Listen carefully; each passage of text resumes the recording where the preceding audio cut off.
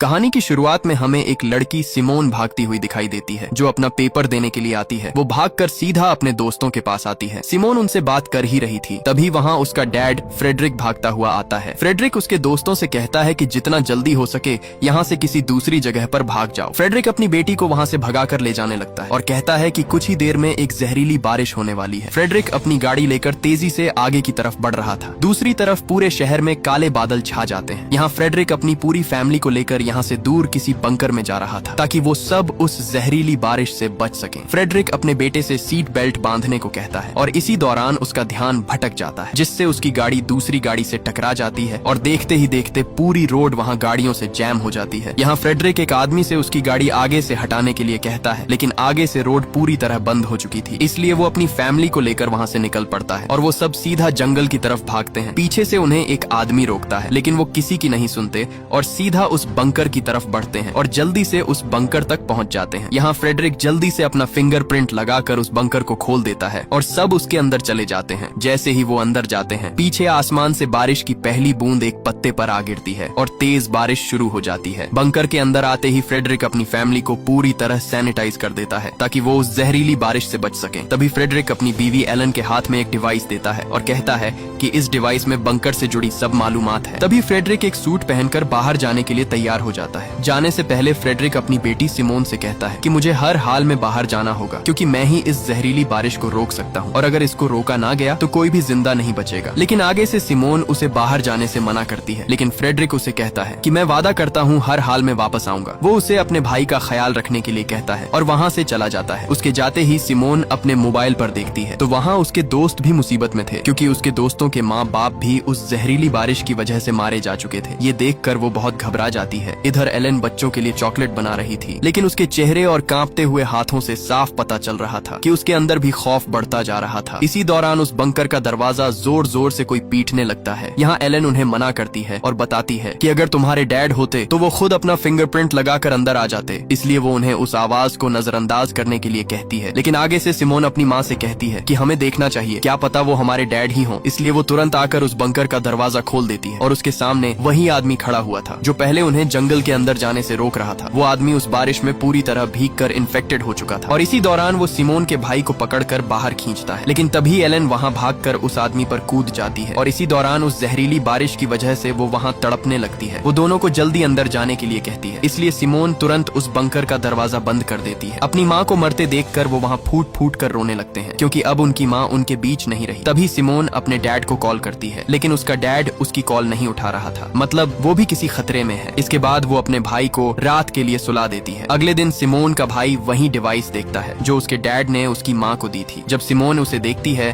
तो वहाँ उसे और भी बहुत सारे बंकर का मैप मिलता है, मतलब इस जंगल में बने ऐसे और भी बंकर मौजूद हैं। और यहाँ हमें पता चलता है कि फ्रेडरिक एक साइंटिस्ट था और उसकी कंपनी अपोलो ने ही ये सभी बंकर्स यहाँ बनवाए थे, क्योंकि फ्रेडरिक को पहले से पता था कि बहुत जल्द ही जहरीली बारिश होने वाली है जिससे सभी लोग तड़प तड़प कर मारे जाते हैं। इसलिए वह मौके पर ही अपनी फैमिली को बंकर के अंदर ले आया था। ये देखकर वो जल्दी से दूसरे बंकरों में मदद के लिए वहाँ सिग्नल भेजती है, लेकिन उसकी बदकिस्मती वहाँ से उसे कोई भी सिग्नल नहीं मिलता। तभी उसके दिमाग में एक ख्याल आता है तो वहाँ वो उस बंकर में रेडियो ढूंढने लगती है और खुशकिस्मती से उसे वहाँ वो रेडियो मिल जाता है और वो जल्दी से उस रेडियो पर मदद के लिए चिल्लाती है, लेकिन वहाँ भी सिग्नल नहीं आ रहे थे। ये देखकर वो अपने भाई को रेडियो का एंटेना ऊपर ले जाने के लिए कहती है और खुशकिस्मती से वहाँ सिग्नल आ जाते हैं और सिमोन तुरंत दूसरे बंकर से एक लड़के फ्लिप से बात करती है, लेकिन उससे पहले वो और बात कर पाती वहाँ सिग्नल कट जाते हैं। ये देखकर उसके भाई की आंखों में आंसू आ जाते हैं, लेकिन रात दोबारा से उसे रेडियो में फ्लिप की आवाज आती है। वो उससे बात कर ही रही थी, तभी बदकिस्मती से एक बार फिर से सिग्नल कट जाते हैं। ऐसे ही दिन और महीने गुजरते जाते हैं और हमें पूरे 6 साल बाद का समय दिखाया जाता है जहाँ रास्मस जवान हो चुका है और अब वो अपने डैड का इंतजार कर कर के थक चुका था। इसलिए वो सिमोन पर बहुत गुस्से होता है। इसलिए यहाँ अब सिमोन सोच में पड़ जाती है और उस बंकर से बाहर जाने का सोचती है। इसलिए जब रास्मस सो रहा था तब वो उसके कमरे का दरवाजा बंद कर देती है और उस वायरस से बचाव के लिए एक सूट पहनकर पूरे 6 साल बाद उस बंकर का दरवाजा खोलती है। और जैसे ही वो दरवाजा खोलकर बाहर आती है तो वहाँ हर तरफ उसे अपनी माँ की चीखें सुनाई देती हैं, लेकिन वो खुद को संभालते हुए आगे बढ़ती है और चलते चलते शहर की तरफ आ जाती है। आते ही वहाँ उसे एक साइन दिखाई देता है जो आगे की तरफ इशारा कर रहा था, जो यहाँ से पूरे 2500 मीटर दूर था। सिमोन उस साइन का पीछा करते करते एक बिल्डिंग के अंदर पहुँचती है जहाँ उसे हर तरफ सिर्फ लाशों के ढेर ही दिखाई दे रहे थे। तभी वहाँ उसे एक कुत्ता देख लेता लेता है और अचानक उसके पीछे पड़ जाता है। वो भागती भागती एक कमरे में छुप जाती है। अगली सुबह रास्मस नींद से उठकर उसके पास आता है तो सिमोने उसे बताती है कि कल रात में बंकर से बाहर गई थी और बाहर हर तरफ लाशों के ढेर पड़े हुए हैं और कोई भी जिंदा नहीं बचा है। ये सुनकर रास्मस थोड़ा सा घबरा जाता है, इसलिए वो उसे कहता है कि कल सुबह ही हम दोनों यहाँ से बाहर दूसरे बंकर की तरफ जाएंगे। लेकिन रात में अचानक एयर वेंट ब्लॉक हो जाते हैं और बंकर के अंदर ऑक्सीजन खत्म होने लगती है, जिससे वहाँ सिमोन बेहोश हो जाती है। लेकिन मौके पर ही रास्मस उसे वहाँ से घसीटता हुआ बंकर से बाहर ले आता है और बाहर आते ही वहाँ उन्हें कुछ लोग पकड़ लेते हैं जिन्होंने उस बंकर के एयर वेंट ब्लॉक किए थे, इसलिए वहाँ ऑक्सीजन खत्म हो गई थी। दरअसल जब उस रात सिमोन घर से बाहर गई थी तब उन लोगों ने उसे देख लिया था। वो दोनों को दोबारा बंकर के अंदर लेकर एक कमरे में बंद कर देते हैं। वहाँ वो लोग खाने का सामान ढूंढते हैं, लेकिन वहाँ सब खाना खत्म हो चुका था। इसलिए वहाँ उनका लीडर मार्टिन कहता है कि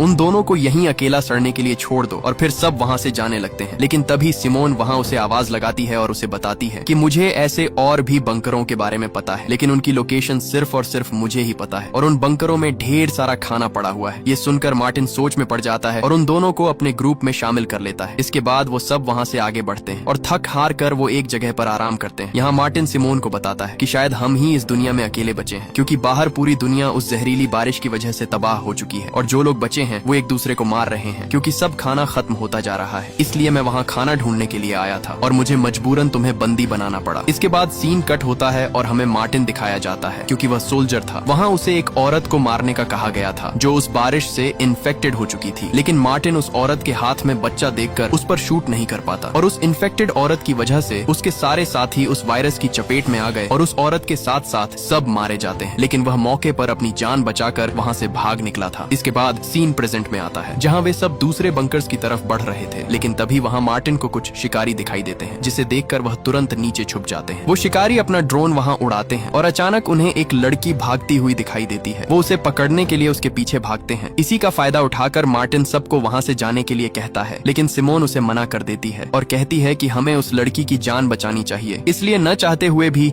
वो सब उसे बचाने के लिए भागते हैं और कुछ ही आगे जाने पर उन्हें वो लड़की उस बारिश के गंदे पानी में फंसी हुई मिलती है जो अब इन्फेक्टेड हो चुकी थी। इसलिए मार्टिन मौके पर ही उसे गोली से मार डालता है और वो वहाँ से आगे जाने लगते हैं। कुछ ही आगे जाकर वो एक बिल्डिंग के पास पहुँचते हैं। वहाँ आते ही उन्हें हर तरफ लाशों के ढेर दिखाई देते हैं। उस बिल्डिंग के अंदर आते ही वो सब वहाँ खिड़कियाँ और दरवाजों को मजबूती से बंद करने लगते हैं ताकि रात उन पर कोई भी बाहर से हमला न कर सके। उन्हें खुशकिस्मती से उस बिल्डिंग में पीने का साफ पानी भी मिल जाता है, इसलिए वो रात वहीं गुजारने का फैसला करते हैं। सुबह होते ही वो दोबारा से अपना सफर शुरू कर देते हैं और कुछ ही आगे आकर रास्मस का पैर उस जहरीली बारिश के पानी में धंस जाता है। जब मार्टिन को ये पता लगता है तो वो सबको उससे दूर रहने के लिए कहता है क्योंकि वो भी अब इन्फेक्टेड होने वाला था और तभी मार्टिन उसे शूट करने ही वाला था। वहाँ उसके सामने सिमोने आ जाती है और उसे गोली चलाने से मना करती है क्योंकि वो अपने भाई को खोना नहीं चाहती थी। लेकिन जब वहाँ एक लड़की बेट्राइस उसके जूते चेक करती है तो वो जूते वाटरप्रूफ थे और पानी ने उसके पैरों को जरा भी नहीं छुआ, इसलिए वो बच जाता है और वो सब दोबारा आगे की तरफ बढ़ते हैं और कुछ ही आगे आने पर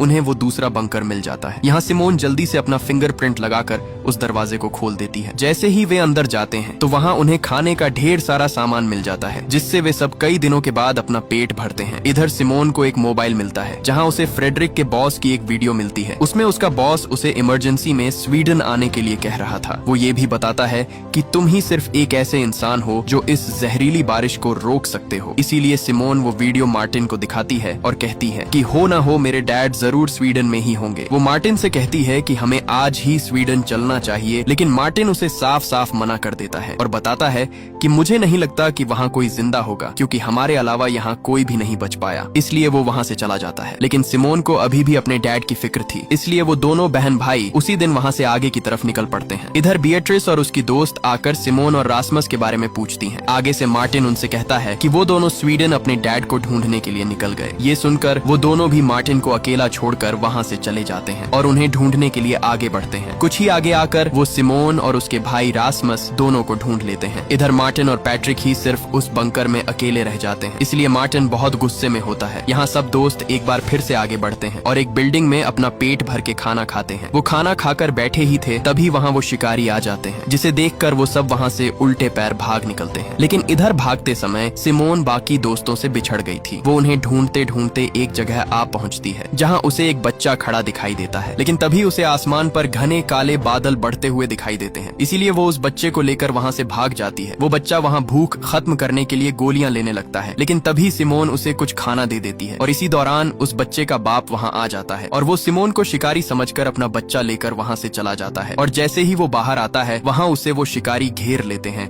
और वहाँ उसे बुरी तरह पीट डालते हैं। ये देखकर सिमोन घबराकर वहाँ से भाग निकलती है, लेकिन भागते हुए पीछे से उसे एक आदमी देख लेता है। इधर सिमोन जैसे ही एक बिल्डिंग में आती है वहाँ उसे उसके दोस्त मिल जाते हैं। वो उन्हें वहाँ से भागने के लिए कहती है, लेकिन तभी वही आदमी आ जाता है जिसने सिमोन को भागते देख लिया था। वो उनसे खाना मांगता है, लेकिन उनके पास खाना नहीं था, इसलिए वो आदमी रासमस को पकड़ लेता है और उसे मारने ही वाला था। तभी वहाँ मार्टिन आकर उस पर गन तान देता है, इसलिए डर से वो आदमी उसे चाकू घोंप कर वहाँ से भाग जाता है और रासमस वहाँ बुरी तरह तड़पने लगता है। इसलिए सिमोन मार्टिन से कहती है कि पास ही एक और बंकर है, हमें जल्दी से वहाँ जाना होगा। अब जैसे तैसे करके वो रासमस को लेकर वहाँ से उस बंकर की तरफ भागते हैं। वो जल्दी से उस बंकर तक पहुँच जाते हैं और अंदर आकर तुरंत रासमस के जख्म पर पट्टी करते हैं। इधर मार्टिन सिमोन को एक डिवाइस दिखाता है जिसमें पूरे शहर का मैप था। मार्टिन उसे बताता है कि इस मैप में जो दीवार है वहाँ जरूर वायरस नहीं होगा, क्योंकि ये गवर्नमेंट ने बनाई ही इसलिए होगी ताकि वायरस से इन्फेक्टेड लोग दूसरी तरफ ना जा सकें। अगर हम इस जगह पहुँच गए तो शायद हम बच सकते हैं। इधर रासमस का जख्म भी धीरे धीरे बढ़ रहा था। ये देख सिमोन मार्टिन से कहती है कि हमें किसी डॉक्टर की जरूरत है, नहीं तो रासमस की हालत और बिगड़ जाएगी। इसलिए आगे से मार्टिन भी मान जाता है और वहाँ सिमोन को उसकी दोस्त एक जगह की तरफ इशारा करती है और बताती है कि उस रास्ते से होकर तुम अंदर जा सकती हो, लेकिन वहाँ वो शिकारी भी मौजूद हैं, वो तुम्हें कभी भी पकड़ सकते हैं। लेकिन सिमोन के पास अपने भाई को बचाने के लिए कोई और रास्ता नहीं था, इसलिए वो वहाँ से आगे की तरफ बढ़ती है। लेकिन तभी ऊपर से एक ड्रोन उसे चेस करने लगता है, जिससे बचकर वो जल्दी से एक बिल्डिंग के अंदर आ जाती है और इसी दौरान वहाँ वो शिकारी पहुँच जाते हैं और वो उसे गन पॉइंट पर ले लेते हैं। लेकिन तभी वहाँ सिमोन के दोस्त आकर उन्हें ढेर कर देते हैं। यहाँ मार्टिन उनसे उस दीवार के बारे में पूछता है, लेकिन वो आगे से साफ साफ इनकार कर देता है। इसी दौरान वहाँ जीन नाम का एक लड़का उस शिकारी के बाजू पर लगा एक सांप का टैटू देखता है, जिसे देखकर उसके अंदर एक अजीब सा डर बैठ जाता है और वो तुरंत मार्टिन से कहता है कि इन सब को मार डालो। इसलिए मार्टिन अपनी गन रिलोड करके उन्हें वहीं पर मार डालता है और वो सब रासमस को वहाँ से लेकर उसी डॉक्टर की तरफ बढ़ते हैं। वो आगे बढ़ ही रहे थे, तभी वहाँ जीन के दिमाग में उसी टैटू के बारे में ख्याल आता है। इसी के साथ सीन फ्लैशबैक में जाता है, जहाँ जीन एक घर पर रह रहा था। वहाँ 3 लोग थे, जिनमें एक छोटी लड़की और उसकी माँ और पिता थे। क्योंकि जीन की माँ और पिता उस वायरस से मारे गए थे, इसलिए उसे एक घर में पनाह मिल गई थी। एक दिन जब जीन उस घर में काम कर रहा था, तभी वहाँ शिकारियों की एक गाड़ी आती है। तब वो उस लड़की का बाप जाकर बाहर देखता है, तो वो शिकारी उससे कोई बात पूछते हैं, लेकिन वो आगे से मना कर देता है और बात न बताने पर वो उसे वहीं पर गोली मार डालते हैं। इधर जीन भी उन्हें एक सुराख से देख रहा था। तभी वहाँ उसे वही आदमी दिखाई देता है जिसके हाथ में सांप वाला टैटू छपा हुआ था। ये देखकर जीन उस लड़की का मुंह जोर से दबाकर बंद कर देता है ताकि उसकी आवाज वो शिकारी न सुन ले। इसी दौरान वो शिकारी उस लड़की की माँ को भी पकड़कर वहाँ से ले जाते हैं। जब वो चले जाते हैं तब जीन उस लड़की के मुंह से हाथ हटा देता है, लेकिन जब वो देखता है तो वहाँ वो लड़की अपना दम तोड़ चुकी थी। ये देखकर जीन अंदर से पूरी तरह टूट जाता है। इसके बाद सीन प्रेजेंट में आता है, जहाँ वे सब एक जगह पर पहुँचते हैं। वहाँ वे ड्रोन की मदद से उस डॉक्टर के घर का पता लगाते हैं और पता लगाकर वो उस डॉक्टर के घर तक पहुँच जाते हैं और तभी वो उस डॉक्टर के घर का दरवाजा खटखटाते हैं। तभी वो डॉक्टर बाहर निकलकर उन पर गन तान देती है, लेकिन जैसे तैसे करके सिमोन उसे शांत करती है और मौके पर ही मार्टिन उसे सब कुछ बता देता है कि उन्हें उसकी मदद की बहुत जरूरत है। इसलिए वो उनकी मदद के लिए तैयार हो जाती है और वो डॉक्टर रासमस के जख्म पर टांके लगा देती है। इसी दौरान वो उसे बताती है कि रासमस का जख्म अभी पूरी तरह ठीक नहीं हुआ, इसलिए हमें इसे टेटेनस का इंजेक्शन लगाना होगा। वो उनसे कहती है कि इंजेक्शन के लिए हमें एक बंकर में जाना होगा जो उसके घर के पास ही है। इसलिए वो तीनों उसी बंकर की तरफ बढ़ते हैं और आते ही सिमोन को वही बंकर दिखाई देता है जो उसके डैड की कंपनी अपोलो का था। डॉक्टर उसे बताती है कि मैं भी अपोलो कंपनी में काम करती थी, इसलिए मुझे भी यही बंकर दिया गया। अंदर आते ही वो डॉक्टर सिमोन के लिए एक इंजेक्शन तैयार करती है और उसे एक बेड पर बांध देती है। तभी वो डॉक्टर सिमोन को धक्का देकर उसे भी एक रस्सी से बांध देती है। वो उसे बताती है कि तुम्हारे ही डैड फ्रेडरिक की वजह से मेरी पूरी फैमिली जान से मर गई, यहाँ तक कि मेरे बच्चे भी उस बारिश की वजह से मारे गए। डॉक्टर उससे कहती है कि अगर तुम्हारे डैड वो एक्सपेरिमेंट न करते तो वो जहरीली बारिश न होती और आज मेरे बच्चे और मेरी फैमिली जिंदा होती। इधर बाकी दोस्त वहाँ उस डॉक्टर के घर से खाना ढूंढ रहे होते। तभी मार्टिन बाहर देखता है तो वही शिकारी आ चुके थे। यहाँ जब जीन देखता है तो बाहर वही शिकारी खड़ा था जिसके बाजू पर सांप का टैटू छपा हुआ था। इसे देखकर वह एकदम से चौंक जाता है, इसलिए वह एक गन उठाता है और बाहर आकर उस शिकारी को वहीं पर पर ढेर कर देता है, लेकिन तभी वहाँ उसे वो शिकारी आकर पकड़ लेते हैं। ये देख बाकी बच्चे दोस्त वहाँ से भाग निकलते हैं। इधर वो डॉक्टर रासमस को वो जहरीला इंजेक्शन लगाने ही वाली थी, तभी वहाँ पैट्रिक आकर उसे गोली मार देता है और मौके पर ही सब वहाँ से भाग निकलते हैं और दोबारा से अपना आगे का सफर शुरू करते हैं। और कुछ ही आगे आने पर उन्हें दूर एक घर दिखाई देता है जिसके अंदर लाइट जल रही थी, मतलब वहाँ कोई रह रहा है, इसलिए वो उसके पास आ जाते हैं। लेकिन तभी वहाँ एक आदमी उनके सामने आ जाता है। वो उन्हें अपने घर के अंदर रात गुजारने की इजाजत दे देता है, लेकिन उन्हें अपने हथियार बाहर ही रखने होंगे, इसलिए न चाहते हुए भी वो उस घर के अंदर चले जाते हैं। अंदर आते ही उनके सामने एक जैसे कपड़े पहने बहुत सारे लोग थे, जिसे देखकर उन्हें वहाँ कुछ अजीब सा लगता है। वो उन्हें रात गुजारने के लिए एक कमरा देते हैं जिसमें वो अपनी नींद पूरी करते हैं। और सुबह होते ही वहाँ एक औरत कैरेन उन्हें सुबह का नाश्ता करने के लिए कहती है और कई दिनों के बाद आज वो अपना पेट भरकर खाना खाते हैं। लेकिन हैरानी की बात ये कि इन लोगों के पास इतना खाना आया कहाँ से है। इसके बाद वहाँ उस घर के अंदर सिमोन रासमुस को एक डॉक्टर के पास ले आती है, क्योंकि उसका जख्म धीरे धीरे बढ़ता जा रहा था। वो डॉक्टर वहाँ एक इंजेक्शन निकालता है जो बिल्कुल वैसा ही था जो पहले उस डॉक्टर के पास था जो इन्हें मारना चाहती थी। इसलिए ये देखकर सिमोन उसे मना कर देती है और कहती है कि रासमुस को बेहोश किए बिना उसका इलाज करे। इसलिए वो डॉक्टर उस इंजेक्शन को साइड पर रख देता है और जब उस डॉक्टर का ध्यान रासमुस की तरफ जाता है तो मौके पर ही सिमोन वहाँ से एक इंजेक्शन को अपने पास छुपा लेती है। वो जल्दी से उन इंजेक्शन को चेक करने लगती है। चेक करते ही उसे पता चलता है कि ये अपोलो कंपनी के ही इंजेक्शन थे। रात को सब लोग खाना खा रहे थे, लेकिन इधर मार्टिन छुपकर पूरे घर की छानबीन कर रहा था। तभी वो एक फ्रिज को खोलता है तो वहाँ उसके सामने इंसान की कटी हुई बॉडी लटक रही थी, जिसे देखकर उसके पैरों तले जमीन ही खिसक जाती है। इधर वो आदमी सब दोस्तों को एक छोटा सा पैकेट देता है और सबसे कहता है कि अगर किसी के पैकेट में एक छोटा सा फूल आ गया तो उसको अपनी जान देनी होगी, मतलब यहाँ सब लोगों की भूख को मिटाने के लिए हम उसे काटने वाले हैं। ये सुनकर वो सब एकदम से चौंक जाते हैं। वो वहाँ से जाने की कोशिश करते हैं, लेकिन उन्हें फिर से बैठा दिया जाता है। तभी मौके पर मार्टिन आकर उस आदमी के मुंह पर मुक्का दे मारता है, लेकिन इसी दौरान वो डॉक्टर उसे गन पॉइंट पर ले लेता है। वो आदमी सबसे उनके पैकेट खोलने को कहता है। यहाँ धीरे धीरे सब अपना पैकेट खोलने लगते हैं, लेकिन आखिर में जब लीना अपना पैकेट खोलती है तो उसी के पैकेट से ही वो फूल निकल आता है, जिसे देखकर उसका होश ही उड़ जाता है। वो लोग वहाँ से उसे ले जाने लगते हैं, लेकिन तभी वही औरत कैरेन उसके हाथ से वो फूल ले लेती है और कहती है कि मैं इसे अपनी बेटी जैसा समझती हूँ, इसीलिए मैं नहीं चाहती कि ये हमारी खुराक बने। वो बताती है कि ली की जगह मैं खुद अपनी जान देने के लिए तैयार हूँ। ये सुनकर ली वहाँ रोने लगती है और वो औरत उसे आखिरी बार हाथ मिलाकर वहाँ से चली जाती है। इसके बाद वो सब वहाँ से जाने के लिए तैयार हो जाते हैं। तभी उस डॉक्टर से सिमोन अपने डैड फ्रेडरिक के बारे में पूछती है। आगे से डॉक्टर उसे बताता है कि हाँ, मैं ही फ्रेडरिक का असिस्टेंट था और इस वायरस के फैलने में मेरा और फ्रेडरिक दोनों का हाथ है। ये सुनकर सिमोन दुखी होकर वहाँ से चली जाती है, लेकिन तभी वहाँ वो आदमी उस डॉक्टर को भी अपने घर से जाने के लिए कह देता है। इधर सब लोग जंगल से आगे बढ़ ही रहे थे, तभी वहाँ वही डॉक्टर आ जाता है और एक इंजेक्शन दिखाकर कहता है कि इसी इंजेक्शन की वजह से वो जहरीली बारिश फैली और सब कुछ खत्म हो गया। तभी वो इंजेक्शन अपने गले में घोंप देता है, जिससे वो तड़पने लगता है, लेकिन तभी मार्टिन उसे गोली दे मारता है और उसका काम वहीं पर तमाम हो जाता है। रात वो एक खाली घर के अंदर गुजारते हैं और सुबह होते ही मार्टिन सिमोन को वही मैप दिखाता है जिसमें वो दीवार थी। वो उससे कहता है कि हमें किसी भी तरह करके वहाँ तक पहुँचना होगा,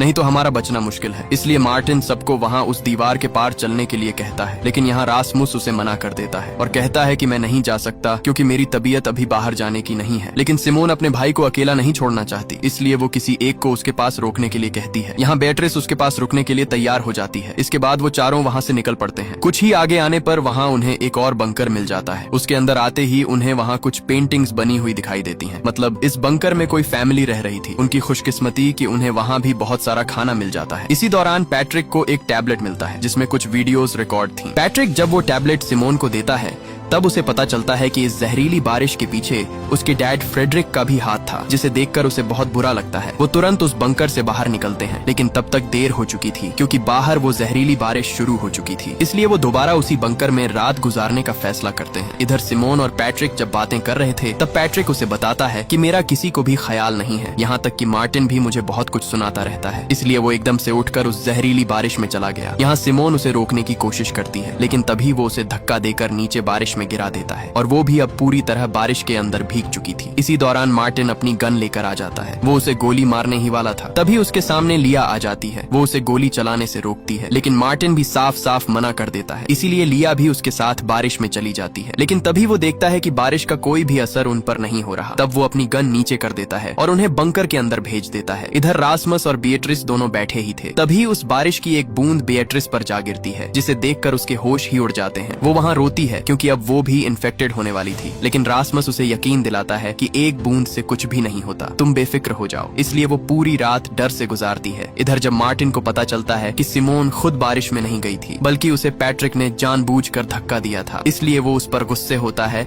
और उसे बंकर से बाहर निकलने के लिए कहता है। इधर सुबह जब रासमस उठकर बेट्राइस को देखता है तो वहाँ उसके पैरों तले जमीन ही खिसक जाती है, क्योंकि बेट्राइस वहाँ मर चुकी थी। यहाँ मार्टिन भी पैट्रिक को जवाब दे देता है और कहता है कि अपना सब सामान पैक करो और यहाँ से चले जाओ, क्योंकि अब हमें तुम्हारी कोई जरूरत नहीं। इसलिए उसी दिन पैट्रिक रोता हुआ वहाँ से चला जाता है। पैट्रिक वहाँ से सीधे उसी घर के पास आता है जहाँ रासमस रुका हुआ था। जब वह आता है तो देखता है कि रासमस बेट्रिस की लाश लेकर बाहर आ रहा था, जिसे देखकर वह उल्टे पैर वहाँ से भाग निकलता है। वह भागता भागता एक जगह आ गिरता है। जैसे ही वो खड़ा होता है तो एकदम से उसके सर पर कोई आकर कपड़ा डाल देता है और वहाँ उसे एक गाड़ी में बैठा दिया जाता है। तब वो उसी आदमी को देखता है जो उन शिकारियों का लीडर था, जो उन्हें पकड़ने के लिए उनके पीछे हाथ धोकर पड़े हुए थे। वो आदमी उसके बाकी दोस्तों के बारे में पूछता है कि वो कहाँ हैं, लेकिन आगे से पैट्रिक साफ साफ मना कर देता है। इसलिए वो उसे धमकी देता है और बताता है कि अगर तुमने हमें न बताया तो मैं तुम्हारे सारे दांत एक एक करके बाहर निकाल दूंगा। लेकिन फिर भी आगे से पैट्रिक मना कर देता है। ये सुनकर वो आदमी उसका एक दांत बाहर निकाल देता है। इसलिए वो उसे अपने दोस्तों के बारे में सब कुछ बता देता है। इधर लिया और बाकी दोस्त वहाँ से सब खाने का सामान पैक कर रहे होते हैं। तभी सिमोन मार्टिन से पैट्रिक के बारे में पूछती है कि वह कहाँ है। तब मार्टिन बताता है कि उसे मैंने बंकर से बाहर निकाल दिया था और वह यहाँ से जा चुका है। तभी बाहर दरवाजा खटखटाने की आवाज आती है। मार्टिन जैसे ही बाहर आता है तो वहाँ उसके सामने रासमस बीट्रिस को उठाए हुए खड़ा था, लेकिन मार्टिन उसे अंदर आने से मना करता है, क्योंकि उसे पता था कि बीट्रिस के साथ साथ रासमस भी इन्फेक्टेड हो चुका है। लेकिन रासमस उसकी एक बात नहीं सुनता और वो बीट्रिस को लेकर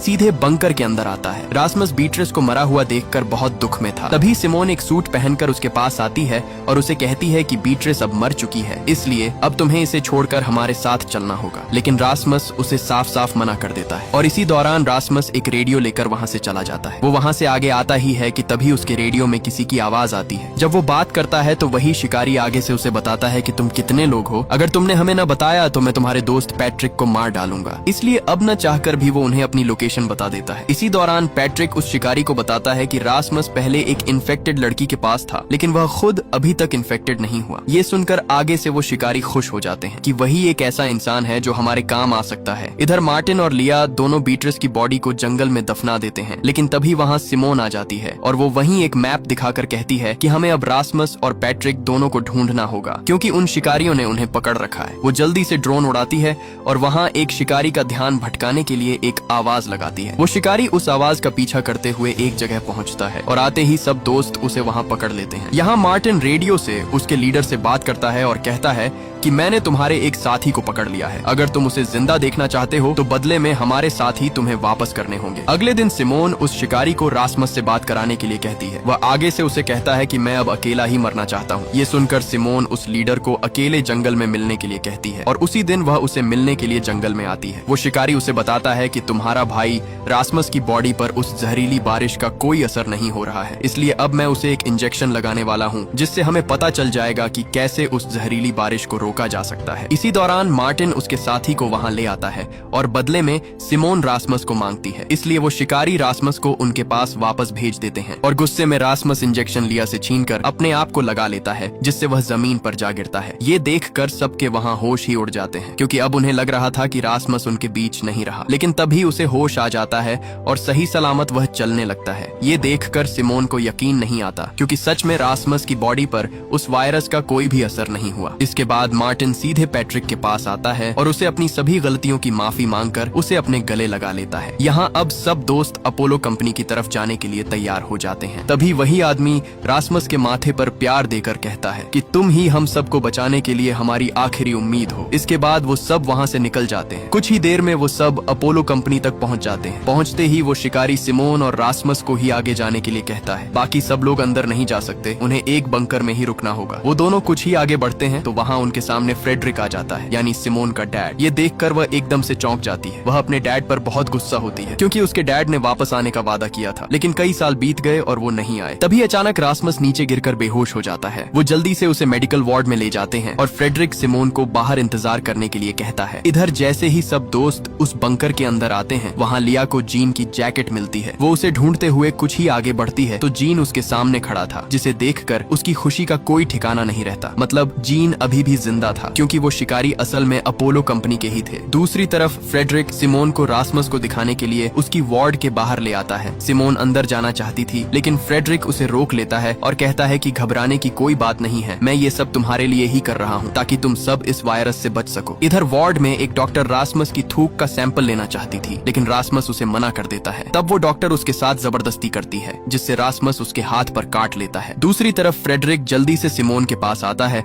और घबराहट में उसे बताता है कि अपने भाई को लेकर यहाँ से जितना जल्दी हो सके दूर चले जाओ, क्योंकि अब इस वायरस का कोई इलाज नजर नहीं आ रहा है और ये बहुत तेजी से फैलने वाला है, जिससे सब लोग मारे जाएंगे। जैसे ही वो रासमस के वार्ड में आता है तो वहाँ वो डॉक्टर रासमस के काटने पर तड़प कर मर चुकी थी। ये देखकर फ्रेडरिक जल्दी से रासमस की थूक लेकर माइक्रोस्कोप पर जब देखता है तो वहाँ उसके पैरों तले जमीन ही खिसक जाती है और वो तुरंत सब बंकर पर इमरजेंसी लगा देता है और सब बंकर वहाँ पूरी तरह बंद हो जाते हैं। फ्रेडरिक जल्दी से अपोलो कंपनी के मैनेजर से बात करता है। वो आगे से उसे बताता है कि किसी भी तरह करके रासमस का ऑपरेशन करो ताकि हम वैक्सीन बना सकें। लेकिन फ्रेडरिक को पता था कि अगर उसने रासमस का ऑपरेशन किया तो रासमस अपनी जान से हाथ धो बैठेगा और वह यह बिल्कुल नहीं चाहता था। इसलिए फ्रेडरिक सिमोन से कहता है कि जितना जल्दी हो सके अपने भाई को यहाँ से कहीं दूर ले जाओ, क्योंकि उसकी जान खतरे में है। ये सुनकर सिमोन जल्दी से आकर मार्टिन से बात करती है और उसे बंकर के दरवाजे खोलने का रास्ता बताती है और जैसे तैसे करके वो उस बंकर का दरवाजा खोल लेते हैं और रासमस को साथ लिए बिना वहाँ से बाहर भाग निकलते हैं। लेकिन तभी आगे से फ्रेडरिक आ जाता है और उनसे कहता है कि तुम्हें रासमस को भी साथ लेकर ही जाना होगा। तभी फ्रेडरिक अपनी गन उन पर तान देता है और धमकी देता है कि अगर तुम रासमस को साथ लेकर नहीं गए तो मैं तुम सबको गोली मार डालूंगा। लेकिन अचानक मार्टिन आगे बढ़ता है और मौके पर ही फ्रेडरिक उसे गोली मार देता है, जिससे मार्टिन बुरी तरह जख्मी हो जाता है। लेकिन तभी सिमोन उसे धक्का देकर नीचे गिरा देती है और जैसे तैसे करके